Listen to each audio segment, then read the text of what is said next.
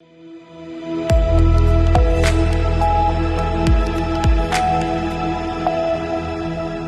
के बाद आपका एक बार फिर से स्वागत है न्यूज बुलेटिन में। शुरुआत करेंगे बालोद से, जहां अर्जुनी में जर्जर पंचायत भवन में ही पंचायत का कामकाज संचालित किया जा रहा है, जिससे हादसे का खतरा बना हुआ है। साथ ही बात दाहोद की करेंगे, जहां स्वतंत्रता दिवस का जिला स्तरीय मुख्य समारोह इस वर्ष के सुखसर तालुका के वरुणाश्रम में आयोजित किया जाएगा। ऐसी तमाम खबरों पर करेंगे विस्तार से चर्चा।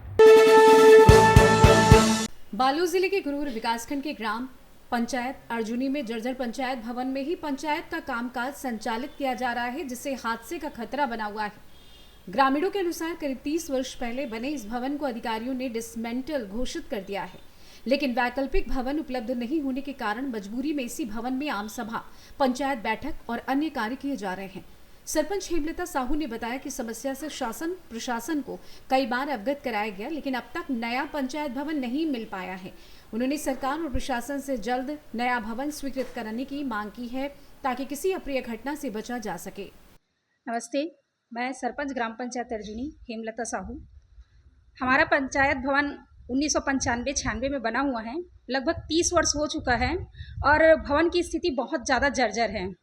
भवन को डिसमेंटल भी करवा दिया गया है, पर अभी तक नए पंचायत भवन नहीं आने के कारण हम इसी भवन में पंचायत को संचालित कर रहे हैं।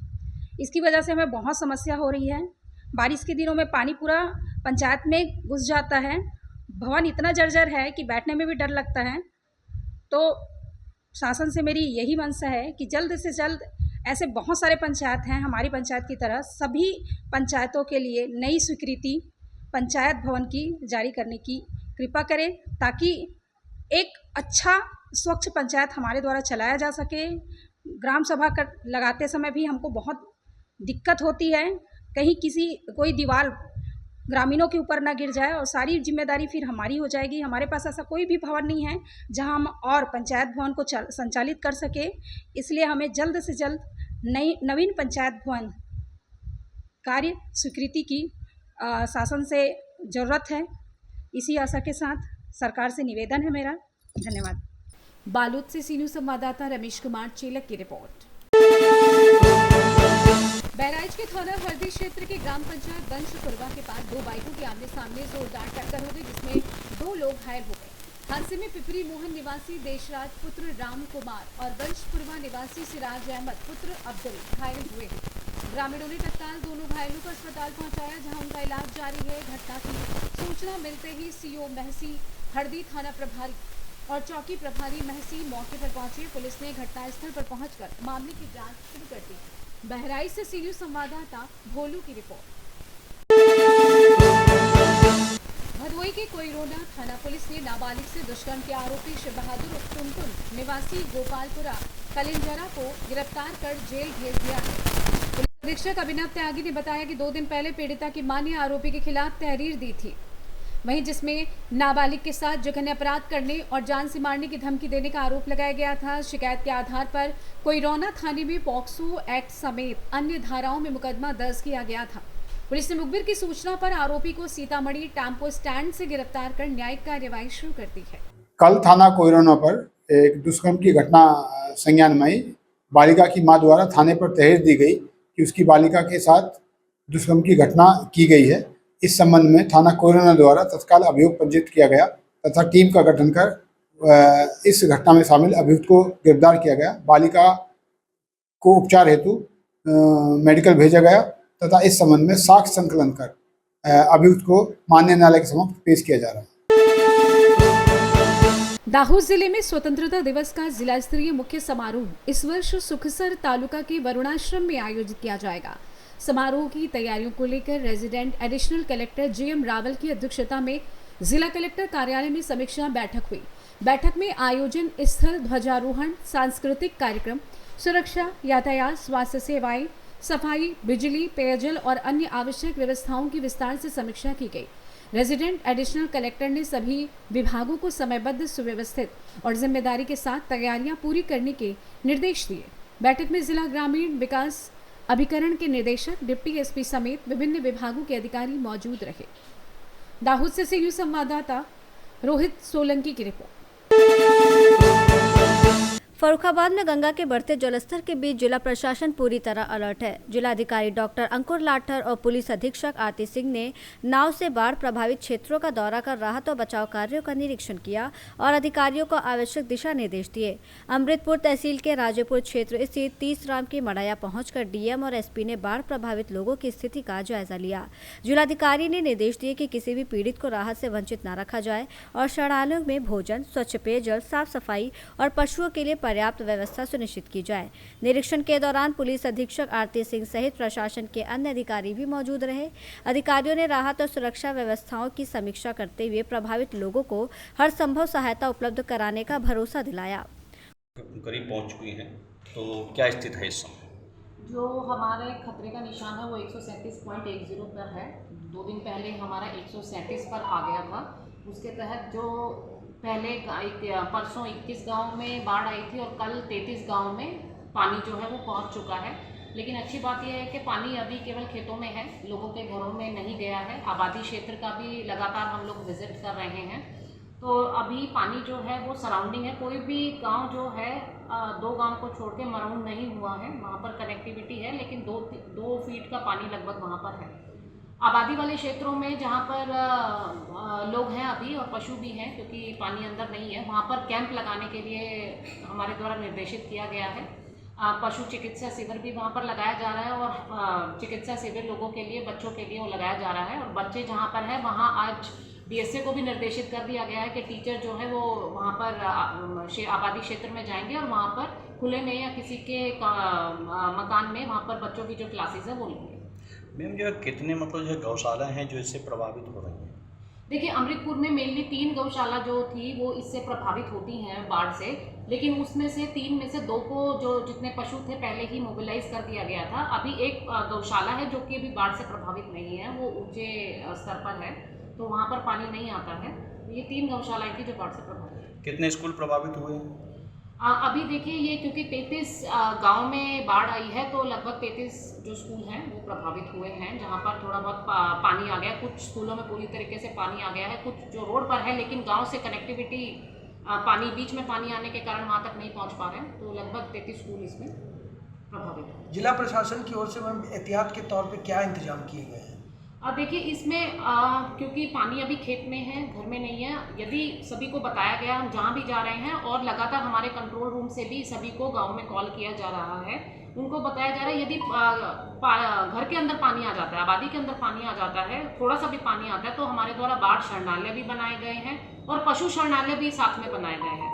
तो उसमें खुद भी जाएँ, वहाँ पर सभी व्यवस्थाएँ हैं, कुक फूड है, पीने का पानी, शौचालय, वहाँ पर भी हेल्थ कैंप्स लगाए जा रहे हैं बीएसए द्वारा। वहाँ पर भी आज टीचर्स को, जैसे यहाँ रहमानी स्कूल में एक कैंप लगाया, एक शरणालय है, वहाँ पर आज टीचर्स गए हैं पढ़ाने, क्योंकि बच्चों की संख्या बहुत ज़्यादा थी वहाँ पर।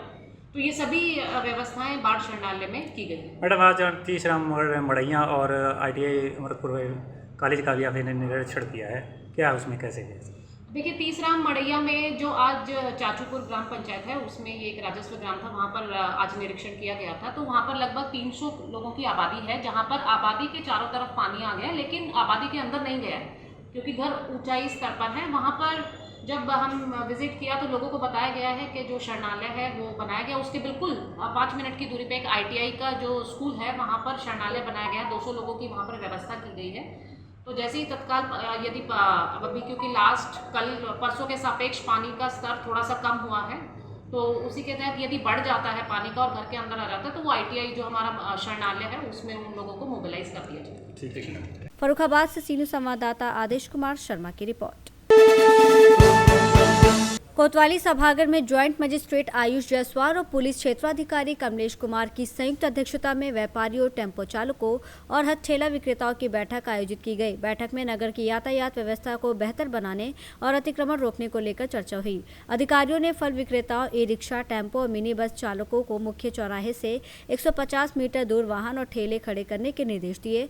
साथ ही व्यापारियों से दुकानों के आगे सड़क तक सामान न फैलाने और आवागमन बाधित न करने की अपील की गई। अधिकारी व्यापारियों ने कहा कि बाजार में जाम की समस्या दूर करने के लिए सभी को नियमों का पालन करना होगा। इस मौके पर नवागत थाना इंचार्ज ईश्वर सिंह, अपराध निरीक्षक प्रमोद कुमार, नगर पंचायत के अधिशासी अधिकारी ब्रिजेंद्र कुमार चौधरी के अलावा व्यापारियों में हरीश अग्रवाल, विनोद कुमार अग्रवाल, सुमित अग्रवाल, पिंटू अग्रवाल, सीपी चौधरी, अजय जायसवाल, सचिन कुमार प्रेमी, पत्रकार आदि मौजूद थे। सर, आज व्यापारियों के साथ अतिक्रमण को लेकर कोई बैठक की गई है, क्या बैठक की गई है? बैठक ये की गई है कि जो इगलास चौराहे में अतिक्रमण और जाम की समस्या है उससे निदान के लिए हमने सीओ साहब के साथ मिलकर, ईओ साहब के साथ मिलकर एक कार्य योजना बनाई है जिसमें कुछ निशान चिन्हित किए गए हैं जिसको no vending no parking zone बनाया गया है। साथ ही जो ठेले वाले हैं उनको ये बोला गया है कि वो उनकी अलग से वेंडिंग जोन की सुविधा दी जाएगी, वो वहाँ लगाए। आवागमन में कोई दिक्कत ना हो, बीच रास्ता रोड का खाली रहे। यही सब आज व्यापार मंडल से उनका सहयोग आमंत्रित किया गया है और उनका रिस्पांस भी अच्छा है। सर, क्या नोटिस भी जारी किए गए हैं? नोटिस कई बार जारी करे जा चुके हैं। मेरे आने से पहले 2 बार नोटिस जारी कर चुके हैं और मेरे सामने भी 1 बार नोटिस जारी कर चुके हैं। अब व्यापार मंडल से बोला गया है कि वो खुद ही अपना सामान जो चिन्हित निशान है उससे पीछे कर लें और 12 अगस्त तक का उनको टाइम दिया गया है। उसके बाद से इन्फोर्समेंट कड़ी कार्रवाई करी जाएगी उसमें। ठीक है सर, थैंक यू। इगलास से सीनू संवाददाता इंद्रजीत प्रेमी की रिपोर्ट। कन्नौज में अखिल भारतीय उद्योग व्यापार मंडल के नवनियुक्त जिला अध्यक्ष नरेश वर्मा का व्यापारियों ने भव्य स्वागत किया। इस दौरान संगठन को मजबूत बनाने और व्यापारियों के हितों की रक्षा के लिए एकजुट होकर काम करने का संकल्प लिया गया। नगर अध्यक्ष चंद्र प्रकाश वर्मा ललैया गुरु के प्रतिष्ठान पर आयोजित स्वागत समारोह में व्यापारियों ने नवनियुक्त जिलाध्यक्ष नरेश वर्मा का माल्यार्पण कर अभिनंदन किया। कार्यक्रम में प्रदेश मंत्री अनिल गुप्ता ने कहा कि संगठन हमेशा व्यापारियों के हितों की रक्षा के लिए संघर्ष करता रहेगा। वहीं जिला महामंत्री रामानंद वर्मा ने ऑनलाइन खरीदारी से छोटे व्यापारियों को हो रहे नुकसान पर चिंता व्यक्त करते हुए लोगों से स्थानीय बाजारों से खरीदारी करने की अपील की। कार्यक्रम में बड़ी संख्या में व्यापारी संगठन के पदाधिकारी और मीडियाकर्मी मौजूद रहे। किया गया है। हम सब यहाँ पर अखिल भारतीय उद्योग व्यापार मंडल के संगठन के अंतर्गत अपने माननीय जिलाध्यक्ष श्रीमान नरेश वर्मा जी और जिला महामंत्री श्रीमान रामानंद वर्मा जी का स्वागत अभिनंदन करने के लिए उपस्थित हुए। इस कन्नौज की ऐतिहासिक इत्र और सुगंध नगरी में चंद्र प्रकाश वर्मा जी ललिया जो हमारे नगर अध्यक्ष हैं उनके प्रतिष्ठान पर एक सूचना देनी है आप सभी को मीडिया के माध्यम से कि आगामी 3 सितंबर को जो अखिल भारतीय उद्योग व्यापार मंडल का स्थापना दिवस भी है, इस स्थापना दिवस पर स्वदेशी व्यापारी महाकुंभ 3 सितंबर को लखनऊ में आयोजित किया गया है। उसमें जनपद कन्नौज की एक बड़ी भागीदारी रहनी है। माननीय जिलाध्यक्ष, माननीय जिला महामंत्री जी के नेतृत्व में हम सब लोग यहाँ से एक बहुत बड़ी संख्या में लखनऊ पहुँचेंगे और कार्यक्रम में सहभागिता करेंगे। जिन बिंदुओं को आपने उठाया है कि ऑनलाइन ट्रेडिंग की लड़ाई हम लोग लड़ रहे हैं पिछले 5 सालों से, लेकिन दुर्भाग्य है इस देश की केंद्रीय सरकार के द्वारा जिस प्रकार से माल संस्कृति और ऑनलाइन ट्रेडिंग को बढ़ावा दिया गया है, उसके कारण से खुदरा व्यापार जो लगभग जिससे प्रभावित हो रहे हैं लगभग 6.5 करोड़ लोग, इस देश के 140 करोड़ की जनता में एक 6.5 करोड़ खुदरा व्यापारी हैं, वो सारे के सारे प्रभावित हो रहे हैं। उन्हें अपना जीविकोपार्जन करना भी भारी पड़ रहा है। ये स्वदेशी व्यापारी महाकुंभ में विशेष रूप से माननीय राष्ट्रीय अध्यक्ष संदीप बंसल जी के द्वारा मुख्यतः उठाई जाएगी और केंद्र सरकार से ऐसा अनुरोध किया जाएगा, ऐसी मांग की जाएगी कि इस ऑनलाइन ट्रेडिंग है क्या? ऑनलाइन ट्रेडिंग एक तरीके से देखा जाए टैक्स की चोरी है और बहुत बड़े पैमाने पर चोरी है। 100 वस्तुओं को जब वो बिक्री करते हैं तब एक वस्तु पर वह टैक्स पेड करते हैं, जबकि खुदरा व्यापारी 100 वस्तु लाता है और 100 वस्तुओं पर उसे टैक्स देना पड़ता है और 100 वस्तुओं को ही वो बिक्री करता है, उस पर भी टैक्स देता है। तो कुल मिलाकर के टैक्स चोरी का मामला है। केंद्र सरकार से कई बार निवेदन किया जा चुका है कि टैक्स चोरी जो बड़े पैमाने पर हो रही है ऑनलाइन ट्रेडिंग में, उस टैक्स चोरी को अंकुश लगाया जाए, जिससे खुदरा व्यापार जो कि मरणासन स्थिति में पहुंच चुका है, उस मरणासन स्थिति में पहुंचने वाले उद्योग और व्यापारों को पुनर्जीवित किया जाए। संवाद किया गया है आपके द्वारा। देखिए, मैं रामानंद वर्मा नवनियुक्त अखिल भारतीय उद्योग व्यापार मंडल का जिला महामंत्री। आज सबसे पहले मैं थोड़ा धन्यवाद आभार अपने चंद्र प्रकाश वर्मा ललैया गुरु जी का व समस्त आए हुए अपने अखिल भारतीय उद्योग व्यापार मंडल के व्यापारी वर्ग पदाधिकारियों को देना चाहता हूँ, जो उन्होंने आज इतना अच्छा और कम समय में अच्छा कार्यक्रम किया। रही बात अखिल भारतीय उद्योग व्यापार मंडल की, जैसा कि अभी आपने एक प्रश्न किया था कि ऑनलाइन ये जो व्यापार हो रहा है उसमें कहीं न कहीं हम सभी जो उपभोक्ता हैं वो भी जिम्मेदार हैं। अगर हम लोग थोड़ा कंट्रोल कर लें तो इस पे पाबंदी लग सकती है। और हमारा अखिल भारतीय उद्योग व्यापार मंडल हमेशा से एक मांग ये करता रहा है, हमारे राष्ट्रीय अध्यक्ष जी भी ये मांग करते रहे हैं कि हमारे जितने भी व्यापारी बंधु हैं इनकी महत्व को समझिए। जिस तरीके से हमारी व्यापारी बंधुओं का पसीना और मेहनत शहर, प्रदेश और राष्ट्र स्तर पर जो प्रगति का आधार है, कहीं न कहीं अर्थव्यवस्था की रीढ़ है। जैसा कि हमारे राष्ट्रीय अध्यक्ष जी ने कहा था कि हमारे महत्व को समझिए। जिस तरीके से हमारी सीमाओं पर जो सम्मान फौजी लोगों को दिया जाता है, उसी तरीके से हमारे व्यापारी बंधुओं को भी सम्मान दिया जाए, क्योंकि ये देश की अर्थव्यवस्था की रीढ़ है। मैं पुनः आप आए हुए सभी व्यापारी बंधुओं का आह्वान करता हूं, और हमारे जो प्रदेश मंत्री आदरणीय अनिल कुमार गुप्ता जी हैं, ये तो इनकी प्रेरणा हम सब लोगों को हमेशा मिलती रही है और मिलती रहेगी, और इनका सानिध्य हमारे सब लोगों के साथ रहेगा। धन्यवाद। जनपद के महामंत्री होने के नाते से आप संगठन के व्यापारियों के लिए किस तरह से जो है रणनीति बनाएंगे, जिनसे उनके और फिर से एक बार जनता आकर्षित हो और उनसे खरीदारी कर सके? उनके सुख दुख में खड़े होंगे। कोई भी समस्या आएगी, हम सब लोग एकत्रित होके और उनकी समस्याओं का पूर्ण तरीके से जब हम निदान करेंगे तो हमारे संगठन की लोकप्रियता और विश्वसनीयता और ज़्यादा बढ़ेगी, और वो हमारे संगठन पे और भी ज़्यादा विश्वास करेंगे। अभी एक बात आपने कही थी, कंट्रोल। हम लोगों को भी कंट्रोल करना चाहिए। किस चीज़ पर कंट्रोल करना चाहिए? जैसे हम ऑनलाइन चीज़ें मंगाते हैं, उसका पूरा असर हमारे व्यापार पे पड़ता है। दुकानदार भाई सन्नाटे में बैठे रहते हैं, लेकिन ऑनलाइन ऐसा कोई नहीं है जिस मोहल्ले में मोटरसाइकिलें ना दौड़ती हों। अगर खरीदने वाले कंट्रोल करें कि हमारा व्यवसाय नगर का बढ़े, शहर का बढ़े, देश का बढ़े, तो हम सब लोगों को कंट्रोल करना पड़ेगा ऑनलाइन व्यापार से। कन्नौज से सीनू संवाददाता महेश की रिपोर्ट। प्रयागराज के करछना विधानसभा क्षेत्र के ग्राम चनैनी में समाजवादी पार्टी के संस्थापक सदस्य, पूर्व मंत्री एवं राष्ट्रीय उपाध्यक्ष रहे स्वर्गीय जनेश्वर मिश्र की जयंती मनाई गई। इस अवसर पर कार्यकर्ताओं ने उन्हें श्रद्धांजलि अर्पित कर उनके योगदान को याद किया।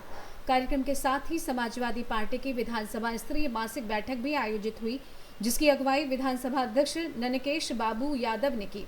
बैठक में पार्टी की गतिविधियों और संगठन को मजबूत करने को लेकर चर्चा की गई।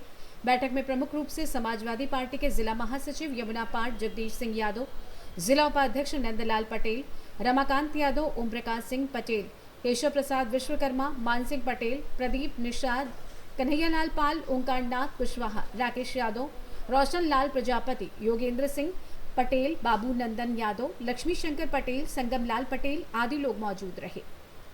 प्रयागराज से सीनियर संवाददाता मंगला प्रसाद पटेल की रिपोर्ट। रायबरेली की तहसील सलोन क्षेत्र के पूरे गौतम मजरे मखदुमपुर में जमीन विवाद को लेकर व्यापारी नेता जीसी सिंह चौहान ने प्रशासन पर गंभीर आरोप लगाए। उनका आरोप है कि विपक्षी लेखपाल और कुछ लोगों की मिलीभगत से उनकी जमीन पर जेसीबी चलाकर हरे पौधों को नष्ट किया गया है और भोले बाबा की छोटी मूर्ति को भी हटाकर फेंक दिया गया। व्यापारी नेता का कहना है कि जमीन की 4 बार पैमाइश हो चुकी है और मामले में हाईकोर्ट का स्टे भी है। उन्होंने सिटी मजिस्ट्रेट को ज्ञापन सौंपकर निष्पक्ष जांच और न्याय की मांग की। साथ ही चेतावनी दी है कि यदि उचित कार्यवाही नहीं हुई तो 8 अगस्त से भूख हड़ताल करेंगे। पढ़ के दीजिए। GC Singh Chauhan, all India Udyog Vyapar मंडल प्रदेश अध्यक्ष। समस्या ये है भैया, मेरा पैतृक मकान है पूरे गौतमन मजरे मखदूमपुर, जिसमें आज एसडीएम सलवन ने बहुत ही अन्यायपूर्ण किया है, क्योंकि मुझको सूचना नहीं दिया गया। जबकि एडीएम प्रशासन ने कल फोन किया, मैं गया था, एसडीएम साहब मिले नहीं, और आज भी गया तो पता चला कोर्ट में है। और उसके बाद में इन्होंने आज जेसीबी ले जाकर के समझ लीजिए शंकर जी का मंदिर तोड़वा दिया, 2-4 ईटा था वो भी उकर दिया, कितने पुराने पेड़ थे सब पूरा जेसीबी से नाश करवा दिया। उस जगह रामलीला होती है। सरकारी मेरी पैतृक जमीन है, कोई ग्राम समाज की हो या तालाब हो या कोई चीज हो, तो मैं दावे के साथ कहता हूँ जो जुर्माना लगाए वो मैं सहने के लिए तैयार हूँ। और जबकि जेठ में पिछले साल पूरी टीम बना करके इसकी नपत हुई है, और नपत में जहां से निशान लगा हुआ वहीं से है। आज जाकर के मंदिर की पूरी नींव कूद करके समझ लीजिए पूरा बहा दिया गया।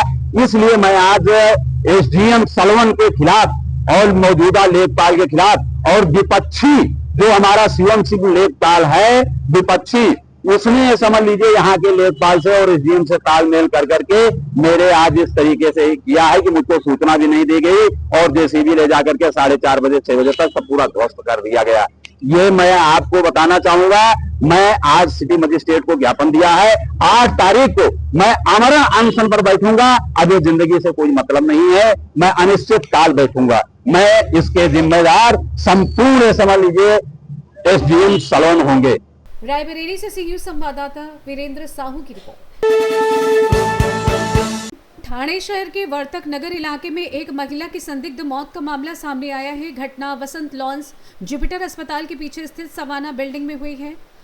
सूचना मिलने पर फायर ब्रिगेड और वर्तक नगर पुलिस मौके पर पहुंची और जांच शुरू की। पुलिस ने मामले की जांच के लिए आसपास के लोगों से पूछताछ शुरू कर दी है। प्रारंभिक जानकारी में कुछ संदिग्ध बातें सामने आई हैं, जिनकी पुलिस सभी पहलुओं से जांच कर रही है। पुलिस का कहना है कि जांच पूरी होने के बाद ही घटना के कारणों का स्पष्ट खुलासा हो सकेगा। ठाणे से सी न्यूज संवाददाता साबिर शेख की रिपोर्ट। फिलहाल के लिए इस खास बुलेटिन में बस इतना ही। देश दुनिया की तमाम बड़ी खबरों को जानने के लिए बने रहिए सी न्यूज भारत के साथ। हर खबर आपके साथ, आपके हाथ।